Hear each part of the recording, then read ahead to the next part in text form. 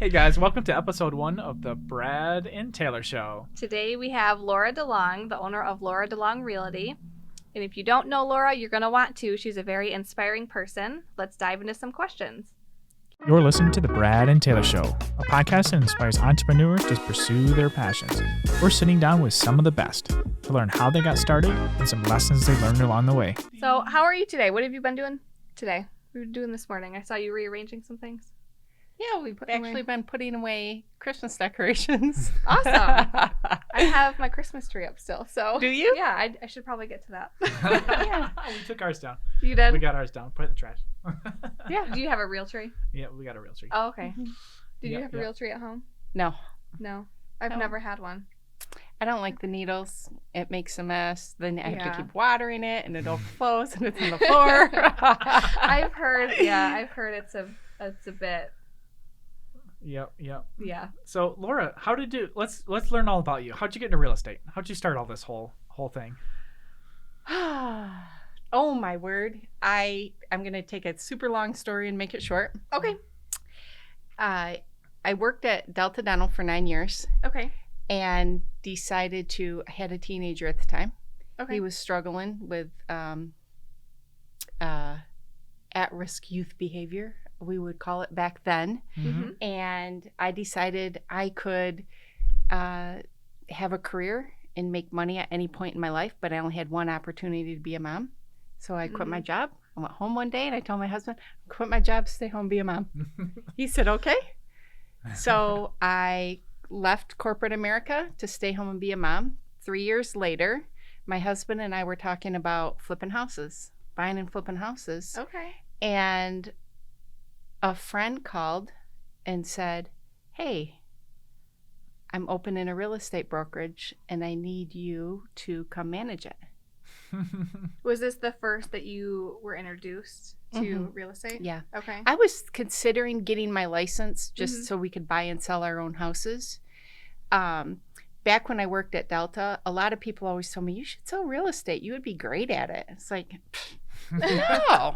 Haul people around in my car? No. No, I want to do great things in the world. I don't want to sell real estate. Yeah. And so he called and I said, if I can work from 10 to 2 so I can take my kids to school, pick them up, get them on and off the bus, Yeah. I'll do it. And I thought, I don't know anything about real estate, but I know about people. Mm-hmm. So I went to work for Dorian. How was your It was first- Dorian Lang, actually. Okay. Yeah, great How was guy your in the first- community. First day. Do you remember? How did you love it immediately, or were you like, what am I doing? What did I do? Yeah. I was like, what am I doing? It was so crazy and so overwhelming. Yeah. And so I started there in the office and then, getting to know the paperwork and things like that. And during that time, I decided to go ahead and get my license only for the purpose of buying and selling our own houses. Okay. Not to ever do it for anybody Not ever. else. Okay. Yeah. That was Well, that not a snowballed thing. quickly though into Yeah. what you do now. Yeah. So what happened is I called a friend and I said, hey, I'm going to get my real estate license. Do you want to get yours too? Because she wanted to flip houses too. Okay. And she Go and said, do it together. heck yeah. Yeah. So we went and did it together. I was waiting for my license to come in the mail. And before it even got there, a gal from church called and said, I understand you sell real estate. I need to sell my home. Her husband, she said, my husband went to prison today, got sentenced for molesting my children. Okay. I can't pay one more payment. I can't make another payment. And I said, okay, we'll come and We'll sell come your sell your house. house. Do this. We'll sell your Yeah. house. So I talked to my broker. I didn't know what to do. I Yeah. said, hey, can we go sell her house? What do So we that do? was your first time going. That was my very Okay. first That's very experience. memorable. Now, Wow. keep in mind, I didn't want to sell real estate because I wanted to be a philanthropist. I wanted to do good things in the world and make a difference in people's lives. That's what I was born like that's what I was born to do, Okay. is to make a difference in people's lives. Real estate was not going to do it, and I knew that. So it's like, why bother with that? So this girl calls, needs help. I take my broker went with me. She did all this paperwork, and I looked at it, and I was like, oh my word, I'm never going to be able to do this. This is crazy, and it's so hard, and how will you ever know what all that means? I know. I remember when we sold our first house, looking at the paperwork, I'm like, no. Yep. No. Yeah. I had to ask my realtor, I was like, what does this mean? You have to like dumb this down for me a little bit. Like, yeah, it was crazy and hard and confusing and overwhelming. But you learned it, and you. I did. Yeah. Yeah. So we got into the car. This was a very important piece that made me change my mind about real estate, is that we got into the car and she said, don't get excited. That house is $30,000 overpriced and it's never going to sell. Okay. So I thought, okay. I put ads in the newspaper because that's what we did back then. Okay. And lo and behold, somebody called and wanted to see it. Nice. Yeah. It's like, Even with okay. it being $30,000 overpriced. Yeah. Okay. Yeah. So and guess what? They wanted to write an offer on it. Did it sell for that? They saw it in the paper, Okay. old school newspaper. So that's how long ago it was. Did you keep that newspaper? So I do. I have that I was newspaper. gonna say, you should have kept it. It's I'm in my glad you did. office. Yeah. Yeah. So they wrote an offer, but they were going to be $5,000 short of paying it off. So Okay. I went to my broker. Keep in mind, I was brand new. She'd been selling real estate for 25 years at that point. Right. And she said, I said, we're 5,000 short. I said, do you think it would be okay if I called the bank and asked them if they would take less? I didn't know. I was just trying to be creative. Yeah. Yeah. And she was mad and said, why do you think you have the right to call them and ask them that? Why do you think they would do that and all I'm this? learning here. And I'm like, to me, it just made sense. If it's going to become a foreclosure, just ask the bank if they would just take 5,000. It's only 5,000 less, and when it's 180, what's 5,000 less? Yeah. Versus having it become a foreclosure and Right. going through all that process and the Right. expense and all that. She was frustrated by my stupid question I asked. So I couldn't stop thinking about it, though. I snuck home. I called the bank. And I said, hey, will you do this? Like, would you consider this? Her husband went to prison. Yeah. And you're not going to get any more payments. So they said, oh, yeah, we'll transfer you to the short sale department, blah, blah. They transferred me. We got it done. Oh, wow. They accepted it. So they did that. And now the world knows it as a short sale. Yeah. That's awesome. Yeah. Yeah, that was 17 years ago. That Well, was good my thing you first snuck deal. home and did Did that. it? Yeah. I know. What I did was your broker scared. think after that? I was Yeah, did you tell her? scared. I'm sure she ended up finding out. But she wasn't really that thrilled with me, I don't think. No. But that's how I learned. Yeah. And I was one where I needed to go in and figure it out. And because I couldn't let go of the fact that this girl was in a hardship. Her husband just went to prison. Right. It was $5,000 and we needed to do whatever it would take to get that house sold for Right. her and for the bank. So, yeah, it was at that moment I was hooked. Yeah. I That's thought awesome. I just relieved this huge burden from this gal. Her house is sold. I stopped a foreclosure. And I realized at that moment I could make a difference in people's lives, and I could do it while I'm selling real estate. Yeah. And So as a child, you wanted to just help people. What did that mean? Like You growing know- up, what did that mean for you? What job did you have in mind? I that didn't point? have a job when I was young. It was more about having friends that I felt like I could help them, make a Okay. difference, give them my clothes, or, whatever I could do to Right. make them happy and make them feel good.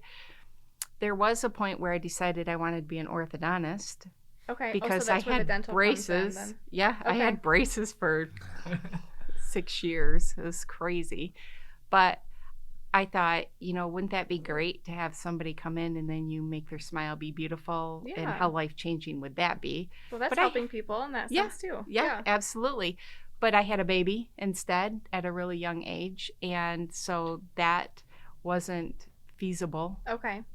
anymore, but I went to school and I became a dental assistant instead. Orthodontist, dental assistant. I mean, it goes together. And Pretty then realtor. close. Pretty close. Yeah, close So enough. it went from orthodontist to dental assistant. So I was a dental assistant for a couple years, and Okay. then from there went to Delta Dental, Okay. where I could get great benefits and advance my career. Right. And from there went to stay home mom to real estate. That's a big jump. Dental, Yeah. big, Yeah. big changes, Yeah. but all for the better. And it's all just, I feel like everything works out how it's supposed to. Yeah. And I'm doing what I was supposed to be doing. Yeah. Yeah. I get that. So how'd you get from there to where you're at now? From From your first sale to now First sale having to a now. brokerage of a team of a pretty good team you got going. Did it take off immediately? Or did no, it take because some time? I had to work for somebody for 3 years Okay. before I could open my own brokerage. Okay. So I did that, and I learned every single thing I could possibly learn from them. In those 3 years. And yes, every class they told me to go to, I did. You know, Mm-hmm. Chicago or New York or wherever it was that they told me to go, I went. Whatever hotel they told me to stay in, I stayed in it. And every book they told me to read, I read it. And I just wanted to learn and grow and do what they were doing. Right. And they were killing it. And that's what I wanted to do too. I wanted to be the best that I could be. So learning the paperwork is really That's probably the easy part. it was the paperwork. easy part. No, yeah, really? it ended I was up thinking it would be the as hardest part. overwhelming as it was at that moment that Yeah. I had my first deal. Right. It really was the easy part. Okay. And the rest of it is just, I was born with that. You know, Yeah. it's like I have a servant's heart. I love people. And I realized I didn't see anything that I was doing that was any different than any other real estate agent out there. Right. And I would get told over and over and over from my clients, like, you're just not a typical real estate agent. One gal said, do you even care if we buy a house? And I said, that's a weird question. Why? I said, no. I mean, I said, why are you asking me that? And Yeah. she said, well, you're just like, la, la, la, and open the door and let us in. And we're looking around and you're not like pressuring us. And I said, why would I pressure you to buy a house? Yeah. You know, like, I feel like it's my job to open the door Right. and let them look around. Yep. And they're going to make the decision. It's Mhm. their money. They're living Yep. in it. I you get know, what not they me. meant though, like the pressure, because I mean, working with a different real estate agent before, you feel that pressure. They're like, do you like this one? Yep. Like, no, I don't like that one. Next one. Next Next one. one. Yeah. Yeah, I've never pressured anyone, and I didn't. So as time went on and I heard more and more comments like that, Mm-hmm.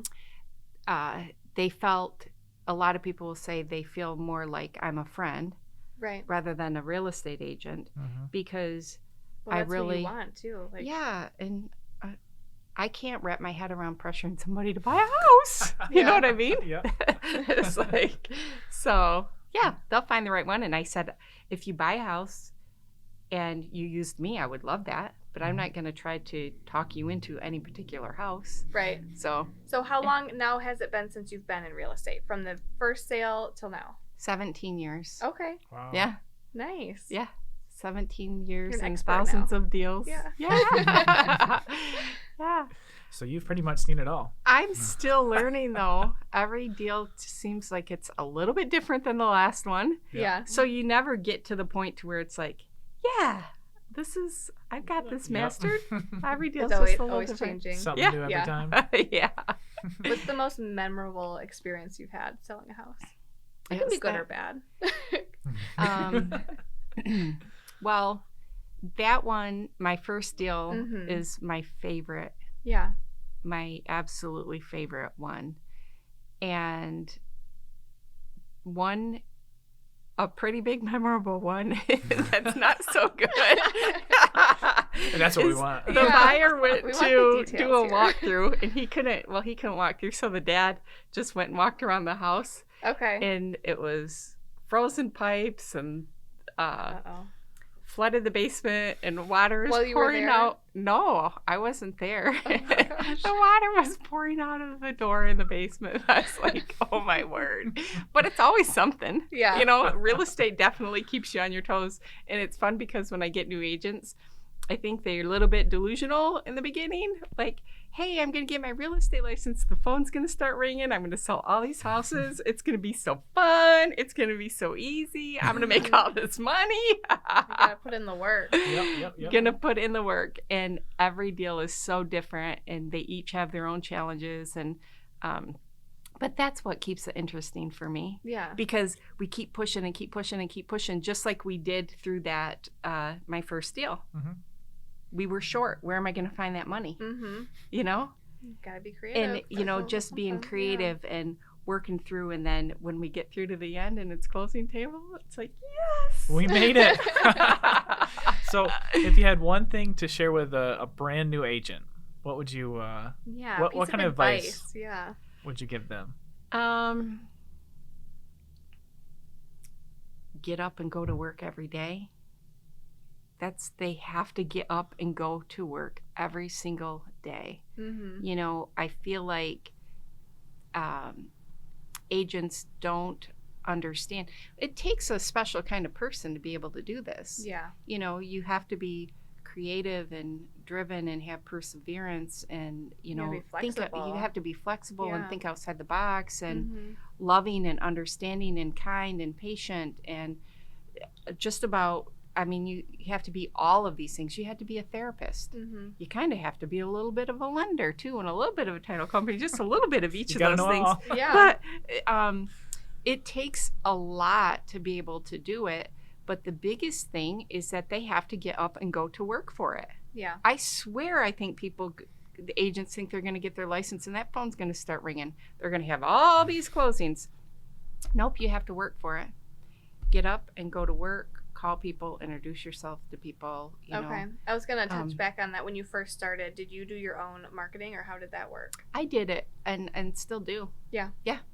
awesome. I've always done it myself.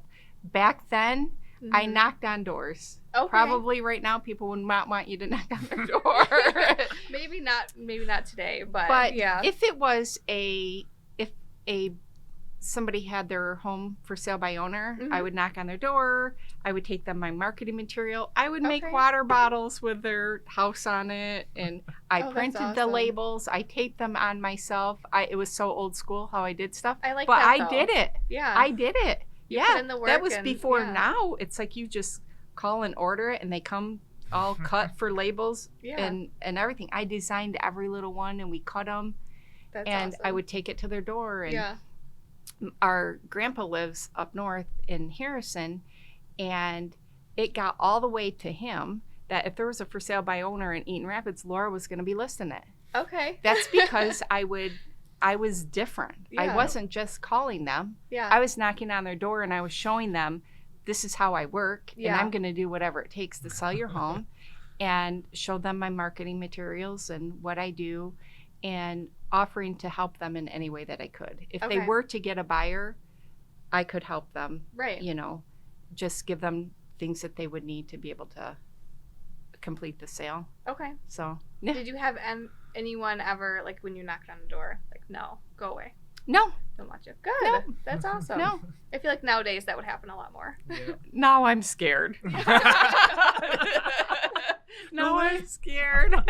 Unfortunately, I don't have to do that anymore because my business is mostly referrals now, referral based. So, yep. That's awesome. Yeah. Yep. It's Referral been a based. super huge blessing. Yep. So there was a poster downstairs. I want to touch on it real quick if you want to, about your dad, about finding him. Yeah. That's Wow. a story I kind of want to dive into. I know it's a long know. story, but we don't. I will make it very short. When I was 15, I found out that my dad that raised me was not my biological father. Okay. I spent my life wondering, and who is it? Who could it be? And Right. looking around, and didn't know how I would ever be able to find him, because my mom didn't know. It was just they had a little fling. Okay. And time went on, and we have the DNA, the 23andMe ancestry and things like that. And my brother kept telling me, hey, you can find out who it is through ancestry and 23andMe and through Trace your DNA. back You can get family you tree. can get a detective to find this. It's like, we can't. How can we find somebody that we don't know who it is? Right. We don't have a name. We don't know anything. Nothing, yeah. We Yeah. can't find him. Yeah. That's not possible.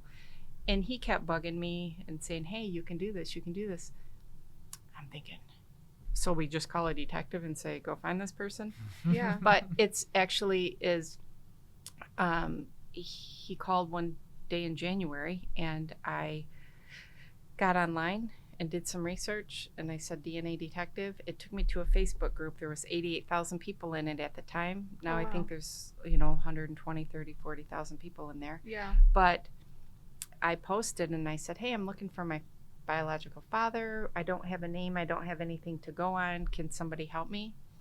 And some people Facebook messaged me and said they Okay. would help. And How was that process? it was very Long. confusing. Yeah. I didn't even, I said, but I don't have a name. I don't have anything. Yeah. Right.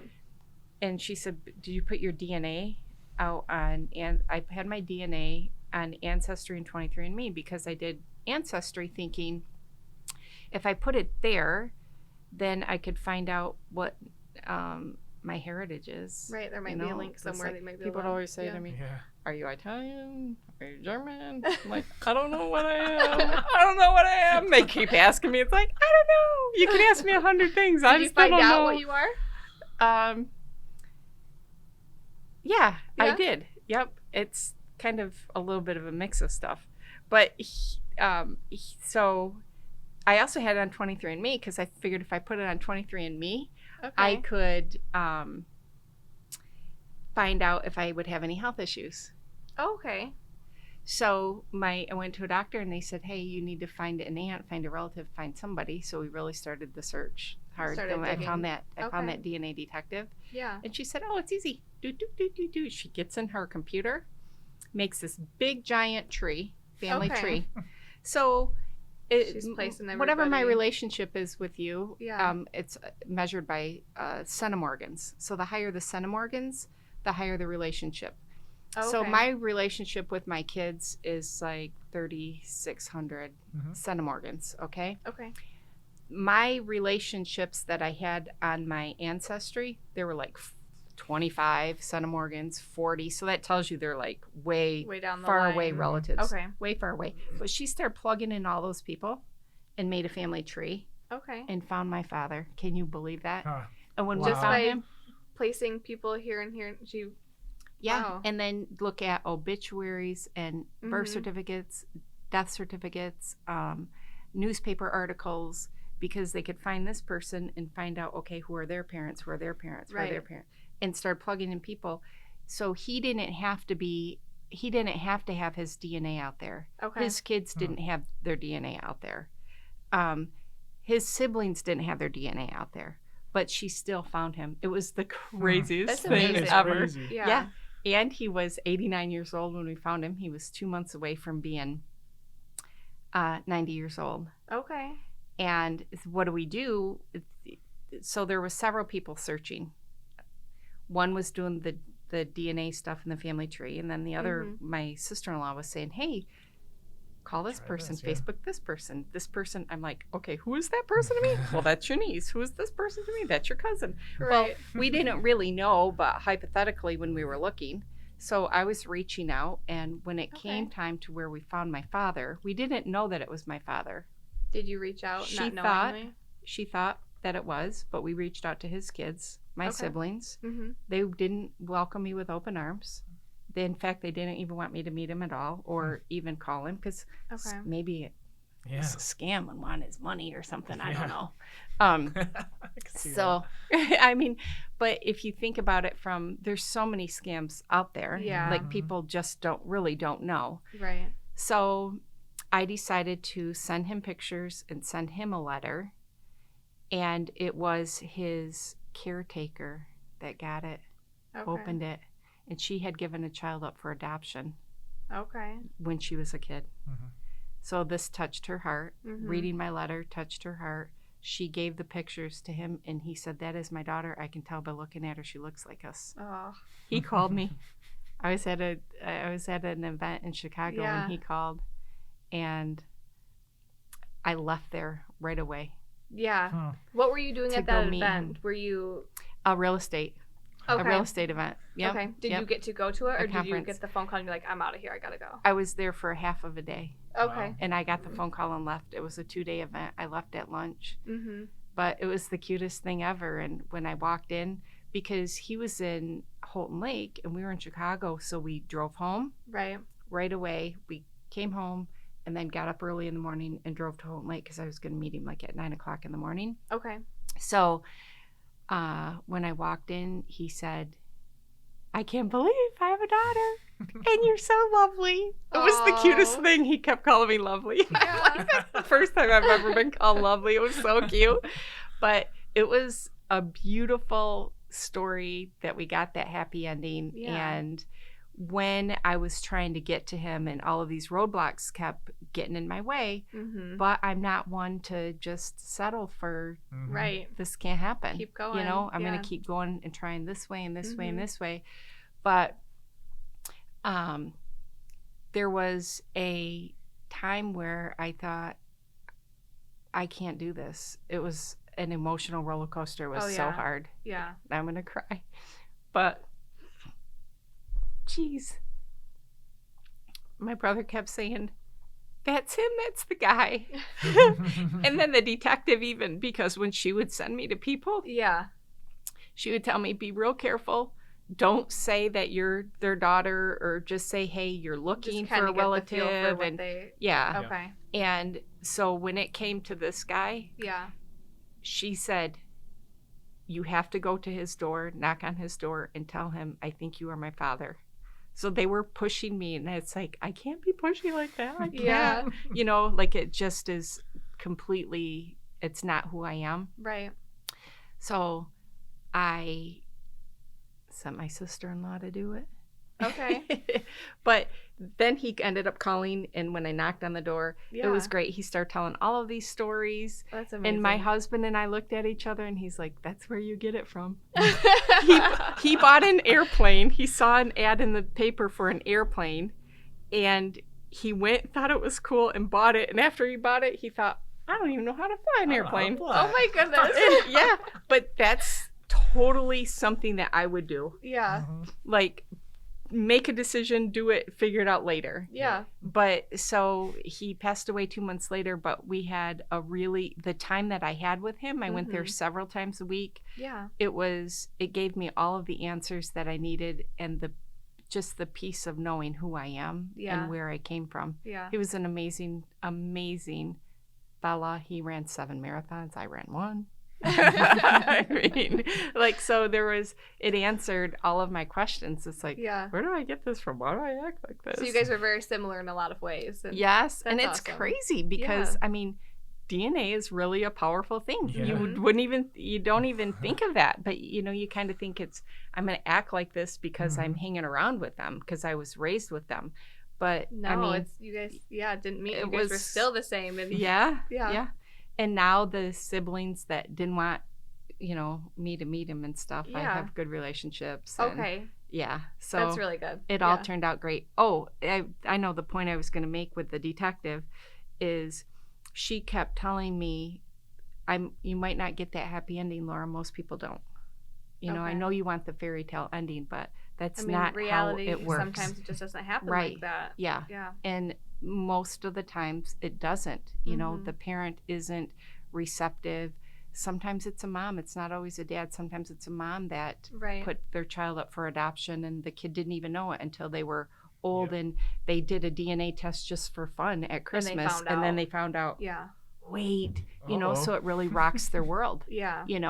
So it was interesting at how she went from you're not going to get that ending to knock on his door Yeah. and this is what you say. Yeah. But it was beautiful.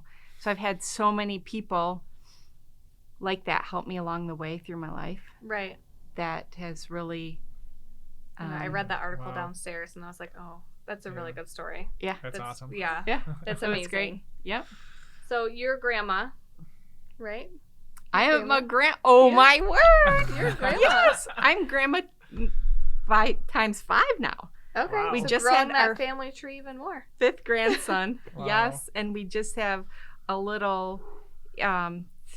Recently, we have a 4-month-old little grandson and a brand new 2-month-old or 2-day-old little grandson. 2 days old. Yeah, Brody Aw. Lee, Grant Lee. They were both 8 pounds 11 ounces when they were Wow. born. They were Yeah. the same. Yeah, Wow. the same weight Wow. when they were born. Have Yep. you got to meet the new one yet? Yeah, Yeah. yep. I saw Aw. him. I met him yesterday Well, when they came home from the congratulations. hospital. That's exciting. Thank you. Awesome. Yeah. Yeah. So our family tree is growing. Oh, Yeah. Yeah. Yep. I like it. That's Well, awesome. we got one interesting question for you. Oh no! What is it? Yep. What is it? It is. Is a hot dog a sandwich? What do you think? Is it? Is a hot dog a sandwich? Yeah. Is it? I mean, you could go either way. No. With that, Because a hot dog, I would say it's not a sandwich because a sandwich is on bread, but hot not dog's a on bun. bread. It's Okay, on it's on bun. bun. Okay. When I was a kid, it was on bread though. Yep. I made it on Same. bread. Yeah. Yeah. Run out of the buns. Get the loaf I'm of bread. saying no because it's a hot dog, and it would be the same as like kielbasa or something like that. That's not a sandwich. Okay. I get What do where you you're going with think? Is it? This is for you to answer. Is it a sandwich to you? There's I no don't know. mayonnaise or lettuce on But it. you can still put condiments on it, like the relish, the ketchup, the mustard. There's still the bread in there, and there's the meat. So I guess it could be. Yeah. I don't know. I don't know. That's a It's too tricky one. complicated for me. Yeah. I'm gonna We're asking say you. I'm gonna say no for now, but I will research it and Let us give you know my what you final think. decision at a later date. Okay. I Sounds like it. good. I like it. Sounds good. Well, thanks for coming on today and talking with us. Hey, Your story Yep. is thank awesome. you. Yeah. It's my pleasure to hang out with you guys. You're great. Yep. Thank you. Yes. So, any of you guys listen, if you guys want to subscribe, we're going to do these quite often. And we'll talk to you guys later. All right. See ya.